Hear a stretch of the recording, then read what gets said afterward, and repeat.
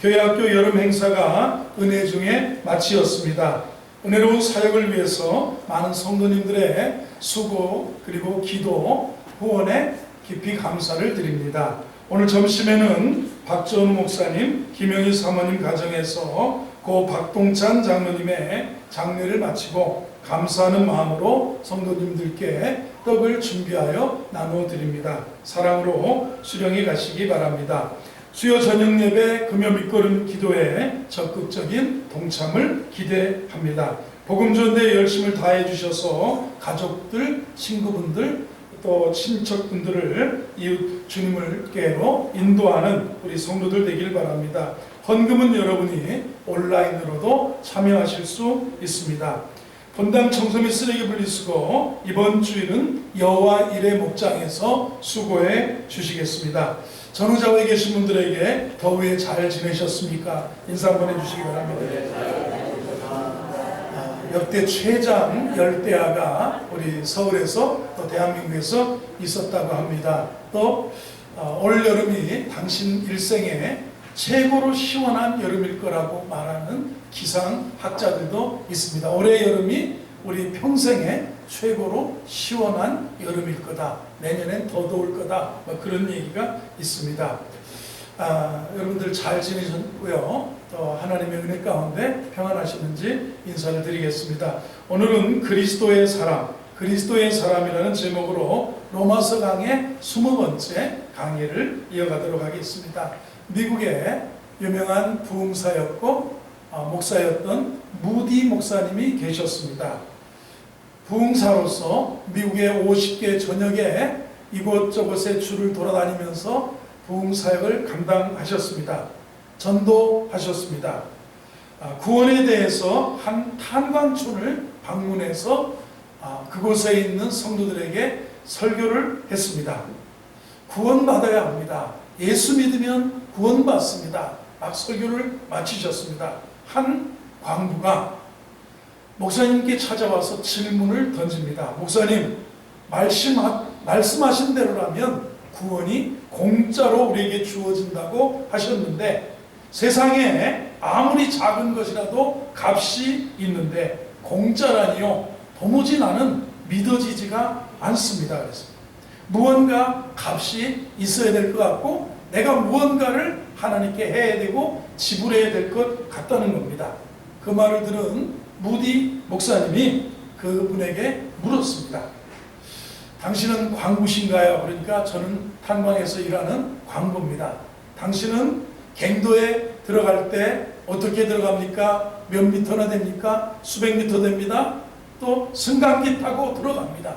그러면 승강기 타고 내려가는데 승강기 타고 내려갈 때 돈을 내고 갑니까? 그랬습니다.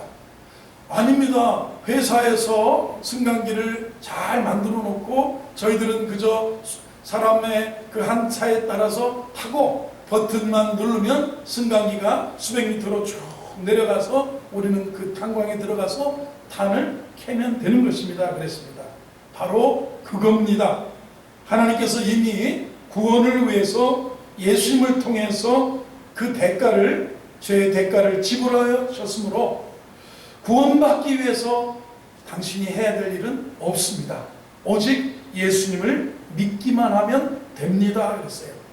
그래서 고개를 갸우뚱하면서 아멘하고 돌아갔다는 얘기가 있습니다.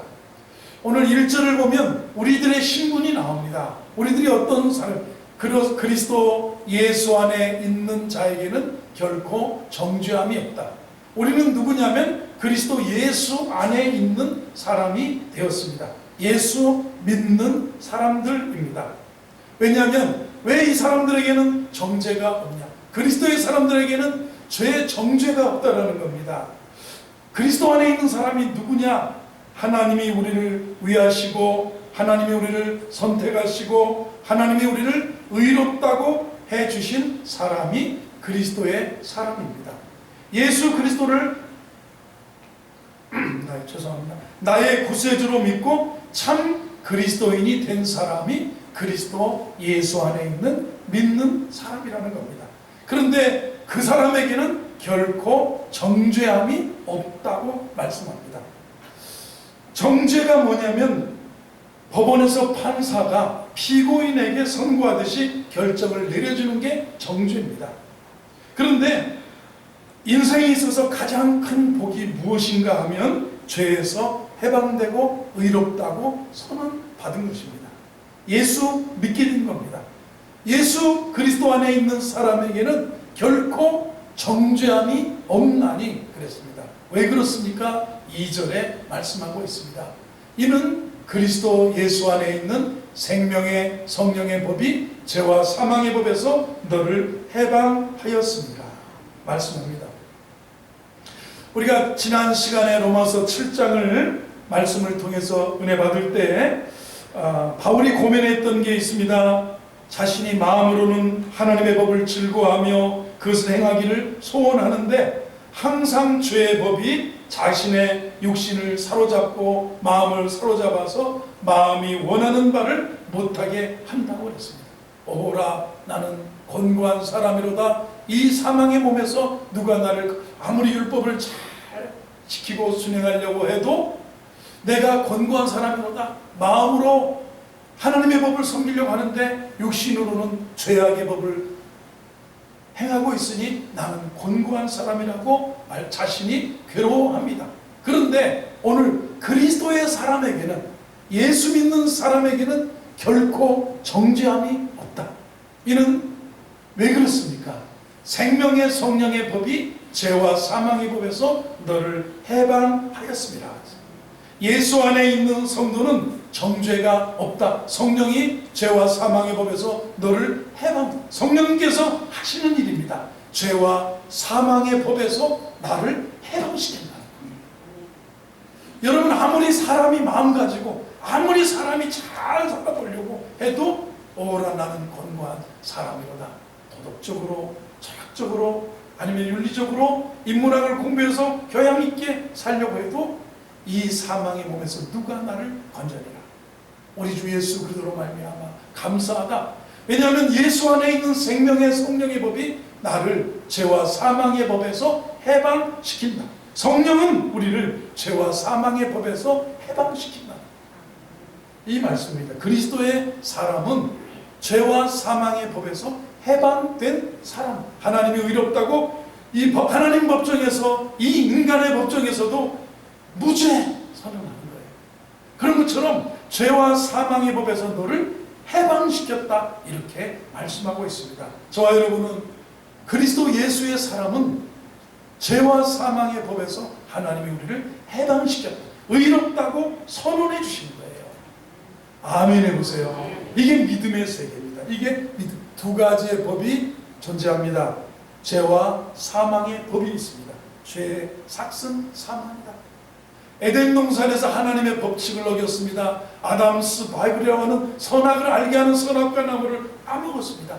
그러므로 눈이 밝아지고 부끄러움과 수치와 두려움과 부끄러움과 이런 것들이 불안이 닥쳐오고 인생은 나무꾼들에 숨게 되고 하나님 앞에 이렇게 숨으면서 나중에 죄의 싹이 사망이 오게 되고 흑은 흑인이 흑으로 돌아가고 영은 주신 하나님께로 돌아가서 우리 인생은 뭐라고 할까요? 하나님의 심판 앞에 서게 된다는 사실입니다. 그래서 죄와 사망의 법이 있습니다. 그 다음에 예수 안에 있는 생명의 법입니다. 이건 성령의 법입니다. 생명의 법.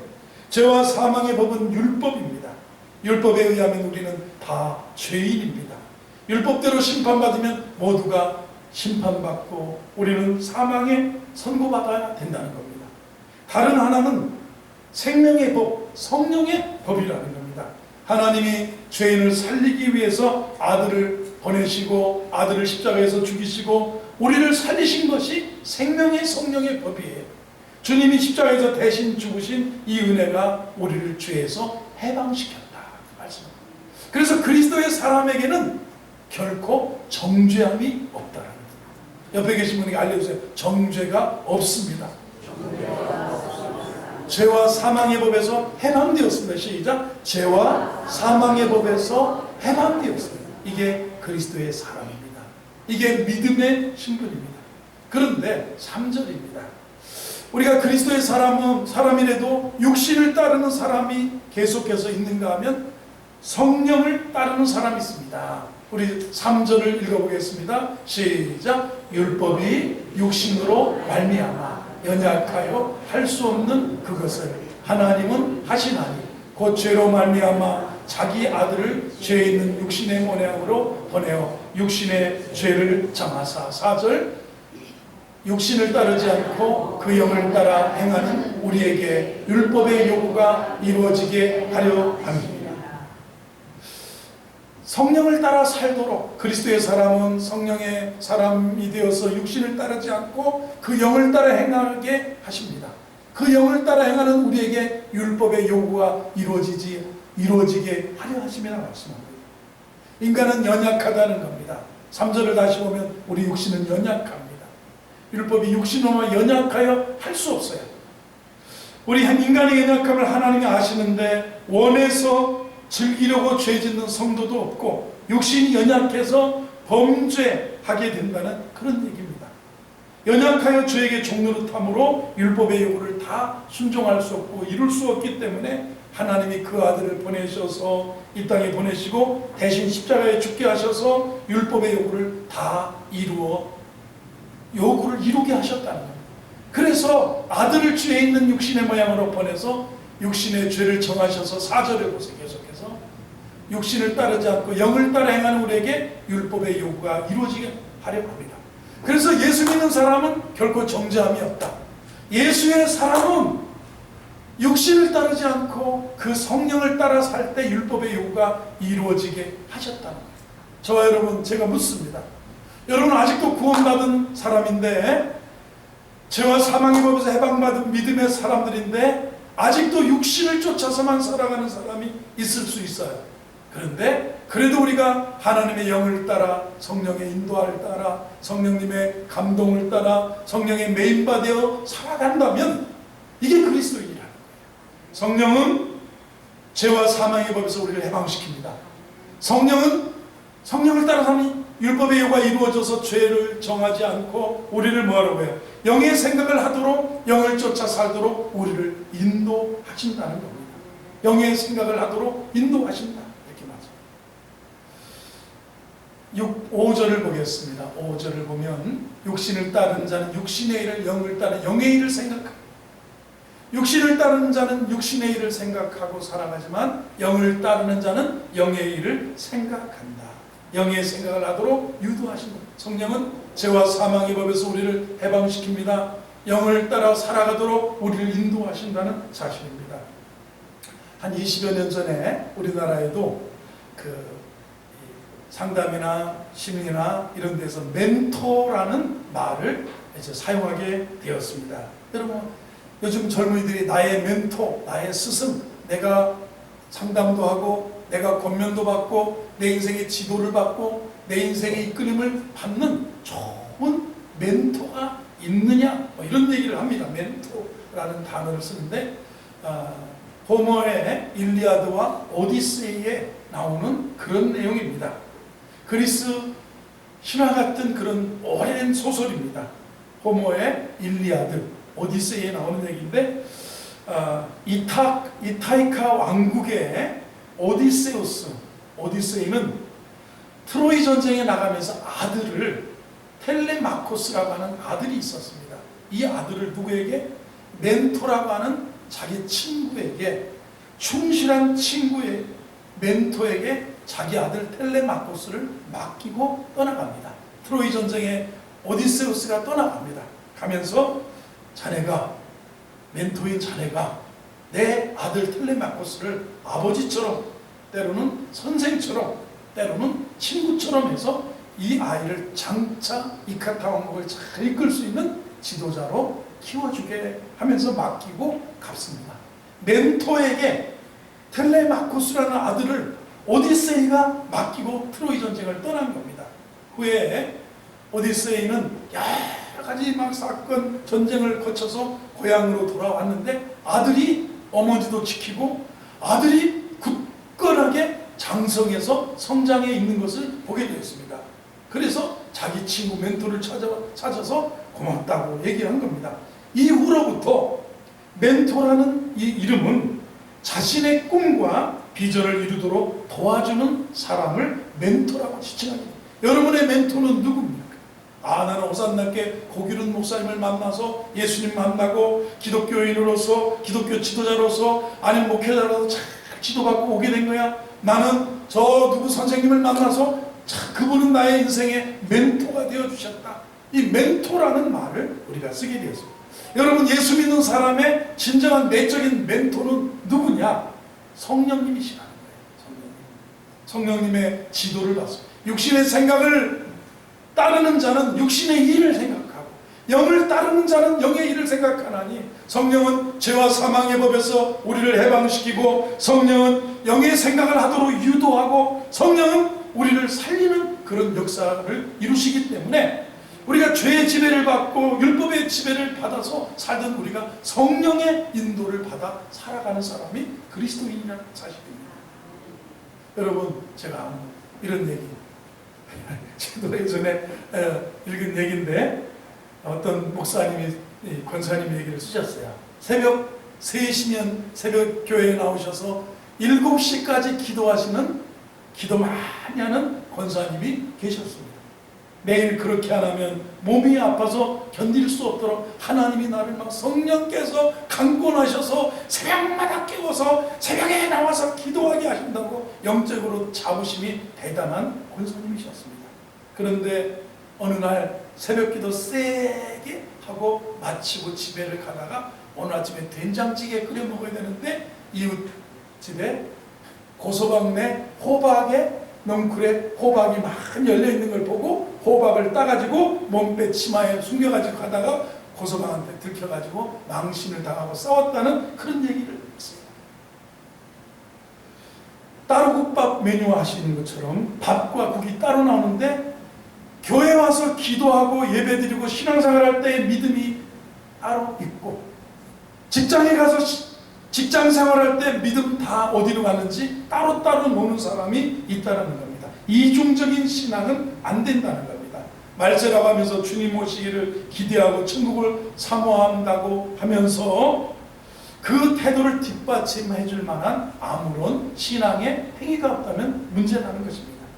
여러분, 사실 터키라고 하는 나라, 사실 로마가 서로마 제국이 막 동로마 제국이 이쪽 막 이스탄불에 수도를 놓고 거기서 엄청난 부흥을 이루었던 로마 제국이었어요. 거기가 헬라에 있다가 로마 제국이었는데 어느 날 이제 동로마 제국도 망하면서 어디 비잔틴 왕국이 거기를 다스리게 됐는데, 뭐 동네마다 모스크가 들어오고, 특별히 어디에요? 저 이스라엘 땅에도 성지에도 예루살렘의 성전에도 이 회교 성전이 들어오니까 십자군 운동이 유럽에서 일어났어요. 교황이 하나님의 성전이 저 무슬림들에게 짓밟히는 걸 보고만 계십니까? 그래서 프랑스 왕이, 영국의 왕이, 독일의 왕이, 그리고 젊은이들이 전부 일어나서 십자군에 지원해서 막 성지까지 지중해를 건너서 오기도 하고 터키를 막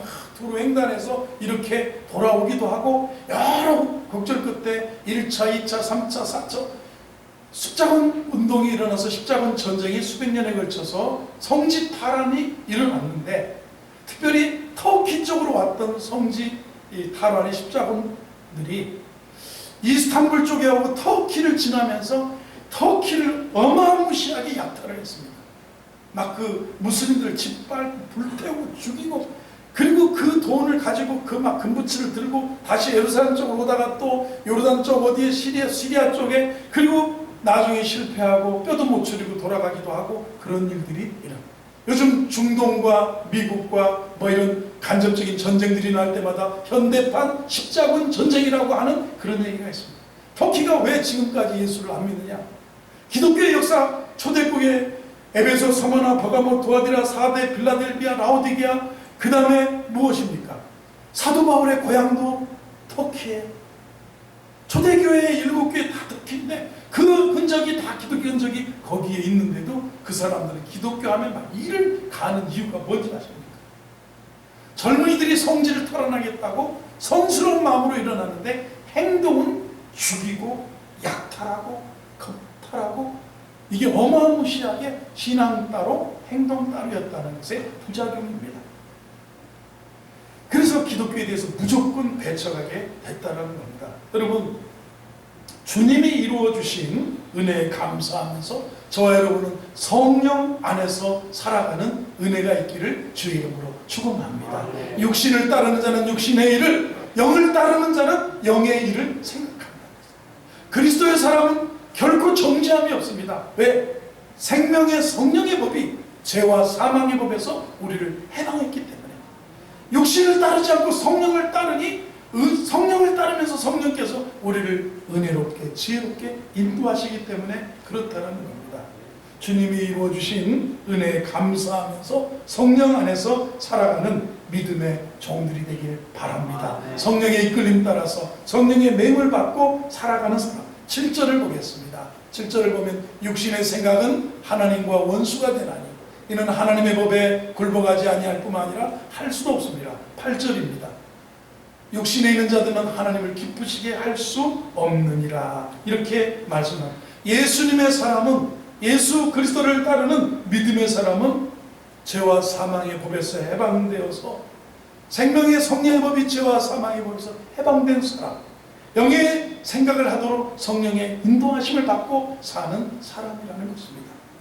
그래요. 오늘 여기 11절을 봅니다. 성령 안에 있으면요, 성령의 인도를 받고 살면, 우리가 육신을 성령을 따라 살면 우리가 이런 예수를 죽은 자 가운데서 살리신 이의 영이 너희 안에 거하시면, 그리스도 예수를 죽은 자 가운데서 살리신 이가 너희 안에 거하시는 그의 영으로 말미암아 너의 죽을 몸도 살리시리라.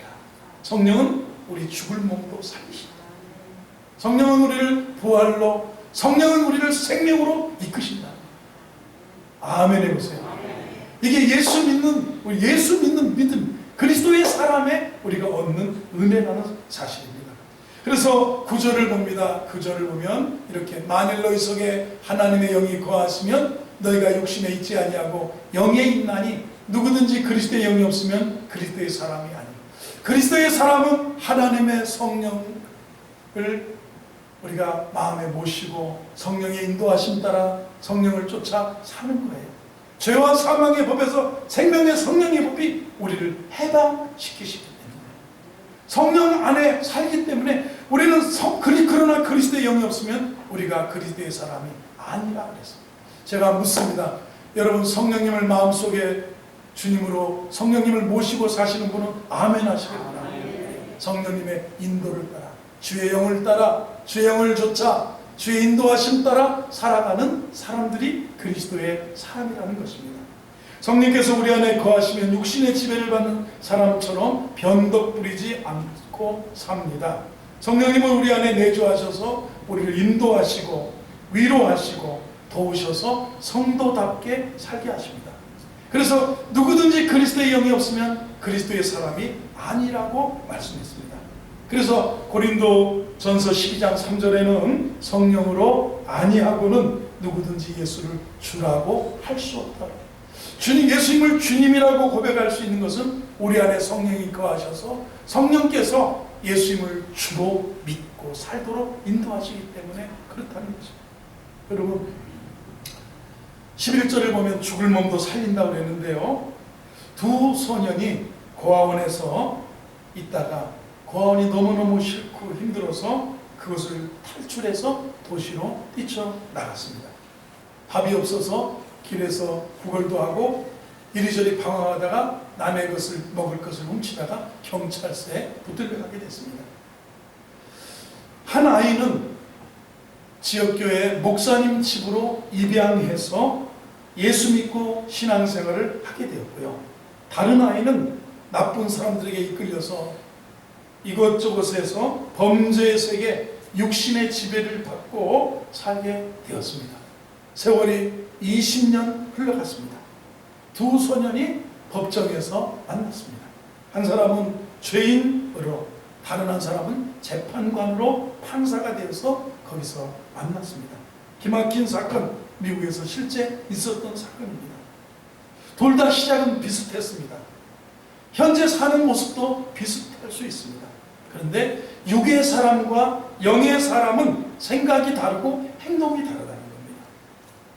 여러분, 육의 사람과 영의 사람, 영에 이끌린다. 육신의 지배를 받고 살아간다. 결국 끝에 가서는 한 사람은 사망의 길로 가게 되고 다른 사람은 생명의 길로 가게 된다는 겁니다. 성령이 지배하면 옛사람은 십자가에 못 박히게 되고요. 육에 속한 인격을 완전히 십자가에 못 박아 버렸기 때문에 몸에 죽어버린 상태가, 육신의 몸이 죽은 상태가 죄와 사망의 법에, 생명의 성령의 법이 죄와 사망의 법에서 너를 해방시킨다. 성령의 사람은 영의 생각을 하도록 유도하십니다.